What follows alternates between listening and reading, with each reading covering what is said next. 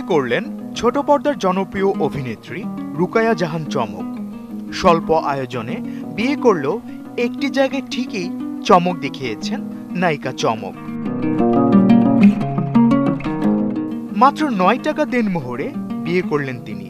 বিয়েটাও সেরেছেন মাদ্রাসায়, সেখানে কোমলমতি শিক্ষার্থীদের খাইয়েছেন। শনিবার ২২ জুন ফেসবুকে দেয়া এক পোস্টে এ তথ্য জানিয়েছেন চমক নিজেই। পোস্টটিতে তিনি লেখেন, আমার জন্ম তারিখ ৯, তাই সংখ্যাটিও আমার লাকি নাম্বার।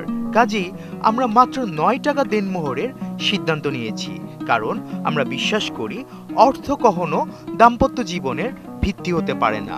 আমরা এটাও বিশ্বাস করি আমাদের ভালোবাসা কিংবা একসঙ্গে থাকার হিসাবটা টাকা দিয়ে কখনো পরিমাপ করা যাবে না।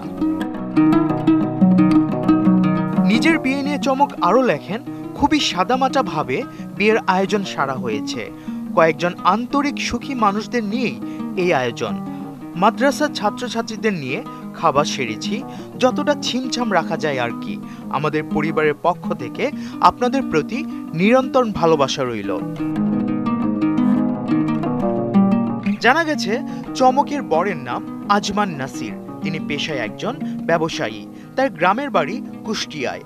ব্যবসার পাশাপাশি অভিনয় করেছেন নাসির। চমকের সঙ্গে দ্য লাস্ট হানিমুন নাটকেও দেখা গেছে নাসিরকে। ২০১৭ সালে মিস ওয়ার্ল্ড বাংলাদেশ প্রতিযোগিতায় দ্বিতীয় রানার্স আপ হন চমক। এরপর শোবিজ অঙ্গনে পা রাখেন। সম্প্রতি তার সহ অভিনেতা আরশ খানের বিরুদ্ধে নানা অভিযোগ তুলে আলোচিত ও সমালোচিত হয়েছিলেন চমক।